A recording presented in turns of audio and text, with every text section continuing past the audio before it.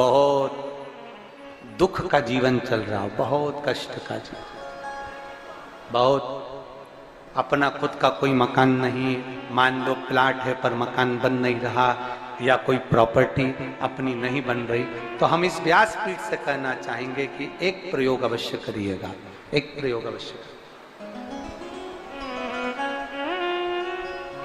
अपने आसपास के 5-6 बेलपत्र के वृक्ष देख लीजिए,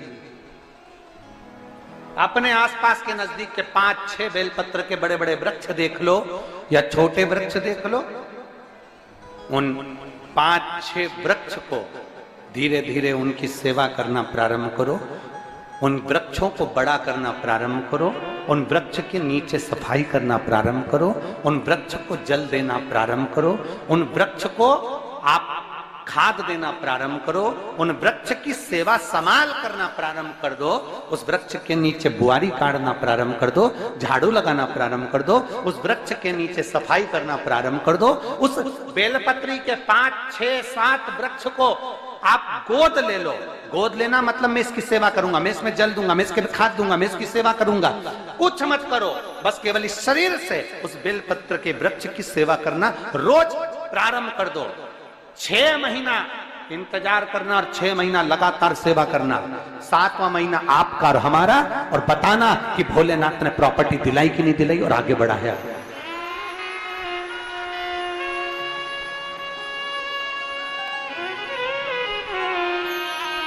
एक बेलपत्र का वृक्ष जिसके नीचे माता लक्ष्मी विराजमान होती है, एक बेलपत्र के वृक्ष के नीचे लक्ष्मी रहती है। दुनिया के लोग कहते हैं लक्ष्मी जी का दिन कौन सा है, बोलो जम के जल्दी से।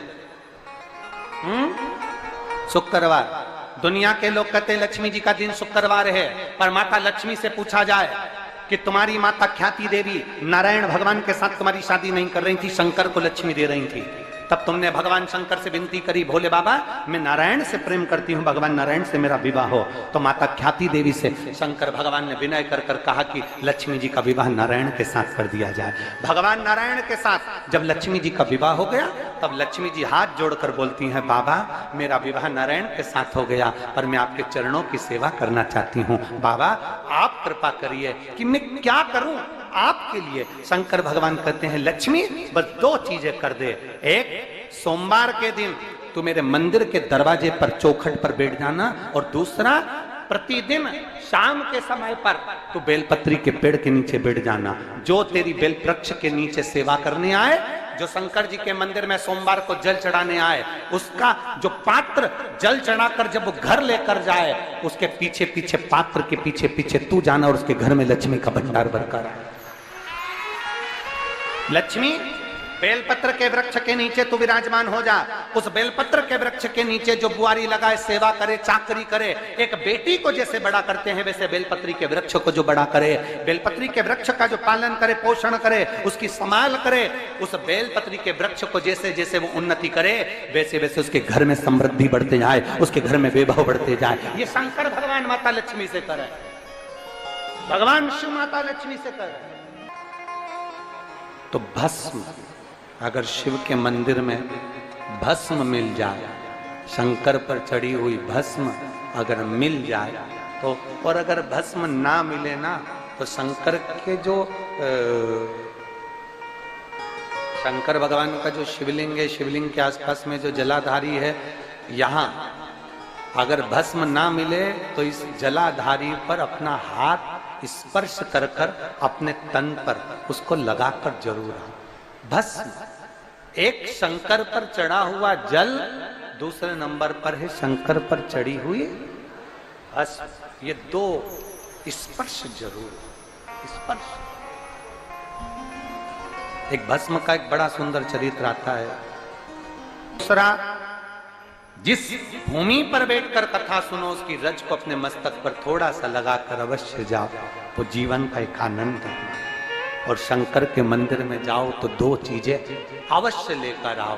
पहला, शंकर जी पे चढ़ा हुआ, जम के बोलो, जल अवश्य लेकर आओ, क्योंकि जब तुम जल लेकर आते हो, पात्र लेकर आते हो, तो मेरा महादेव लक्ष्मी जी को तुम्हारे पीछे पीछे तुम्हारे घर तक भेज देगा। चढ़ी हुई बेलपत्र मत खाओ, लोग कहेंगे शंकर पर चढ़ा हुआ ये मत पाओ। हम इस व्यासपीठ से निवेदन करना चाहेंगे कि आप अगर दिल रखकर अपने बाबा से कहोगे ना, तो बाबा पर चढ़ा हुआ जो जल है ना, वो जल साधारण नहीं रहता। मेरा भोलेनाथ जब दुनिया को अमृत देता है तो तुमको भी अमृत दे देता है। दो चीजें कभी मत छोड़ो। अगर मंदिर में गए हो तो दो चीजें कभी मत छोड़ो। कथा में गए हो तो दो चीजें कभी मत छोड़ो। एक कथा श्रवण करना, दूसरा जहां कथा बैठकर सुनते हैं वहां की रज को अपने मस्तक पर लगाना। कथा सुनने के बाद आप यहां से जाओ, भले दरी बिछी है, आसन बिछा है, कारपेट बिछा है, उस पर अपना हाथ फेर कर उस रज को अपने मस्तक पर जरूर लगाओ। क्योंकि शिव पुराण में, भागवत पुराण में, स्कंद पुराण में, कुर्म पुराण में, नर्मदा पुराण में, लिंग पुराण में, नारद पुराण में, ब्रह्म वैवर्त पुराण में, जितनी भी पुराणे हैं सब पुराणों में लिखा है कि जिस स्थान पर बैठकर हम भगवान की कथा को सुनते हैं, उनको याद करते हैं, जितनी देर हम उनको याद करते हैं उतनी देर वो परमात्मा उस स्थान पर बैठा हुआ रहता है। हाथ रखकर बोलना, शंकर भगवान से तुम्हारा रिश्ता कौन सा? शिव जी से आपका कौन सा रिश्ता?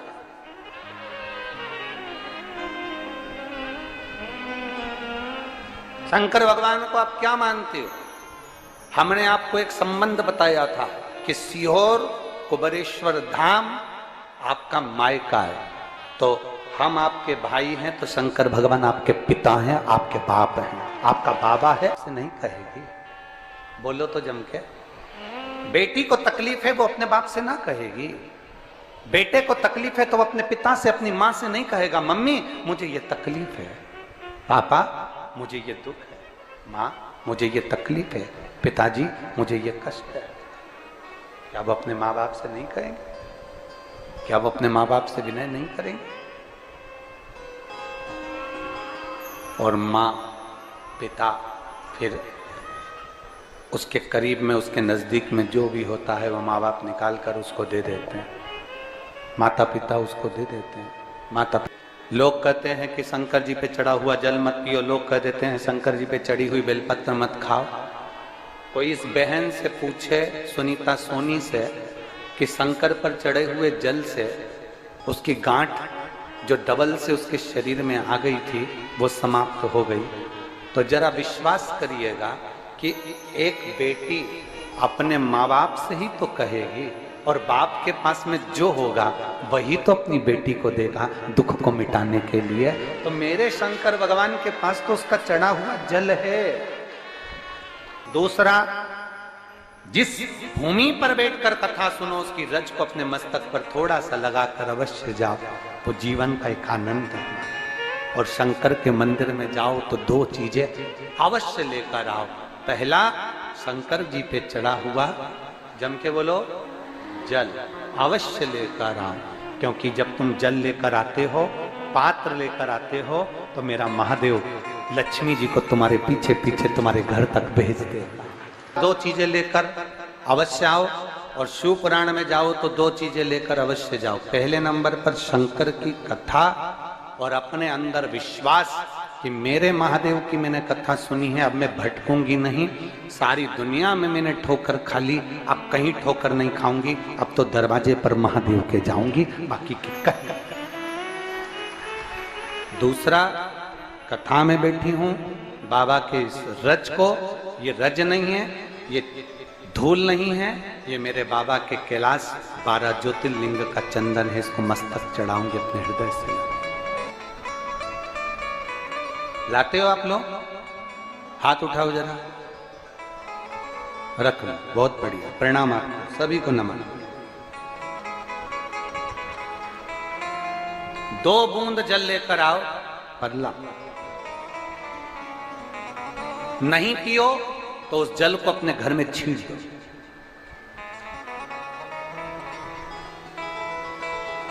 नहीं पी सकते उस जल को छीन दो।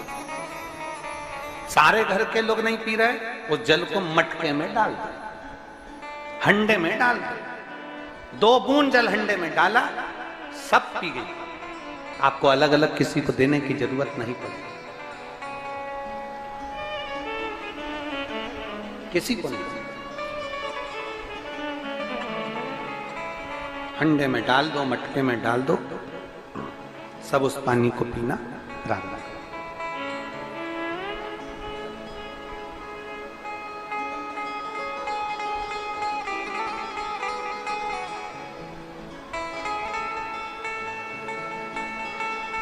उस जल के महत्व को जो बच्चों का दर्द नहीं देख सकते,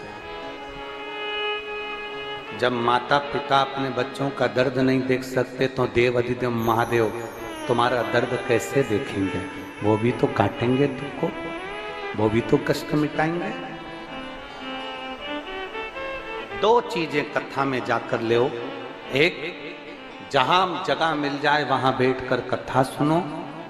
धूप लगे, पंडालों की इतनी व्यवस्था नहीं हो पाती है, पंडाल लगाने वाले, टेंट लगाने वाले टेंट लगा लगा के थक जाते हैं, तो अपने साथ एक छाता लेकर चलो। 2 पानी की जम के बोला जरा बोतल, बिछाने की दरी अपने साथ लेकर चलो। लोगों ने उमा महेश की कथा अपने जीवन में धारण करी कि नहीं करी वो हमको नहीं स्मरण है, पर एक बात का स्मरण करिएगा, ये जो कथा चल रही है ये गौरी शंकर चल रही है। इसके बाद में जो अमलेश्वर में कथा है वो कौन सी है? समर्पण शिव महापुराण कथा।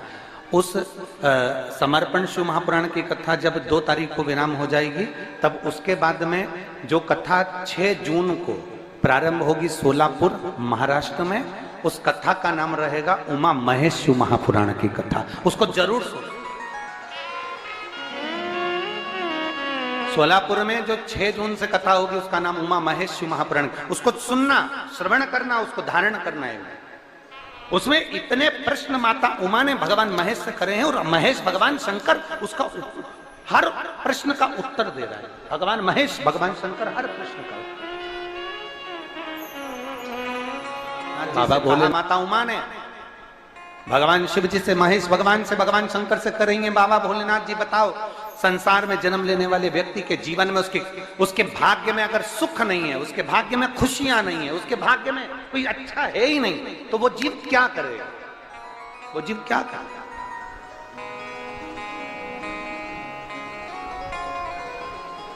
भगवान शंकर कह रहे हैं पार्वती,